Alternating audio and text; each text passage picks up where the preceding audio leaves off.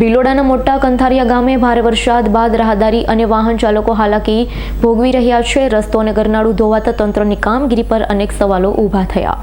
ભિલોડાના અંતરિયાળ ગામ એવા મોટા કંથારિયાથી રાજસ્થાન તરફના રસ્તા પર આવેલ ડીપ વરસાદમાં ધોવાયો છે.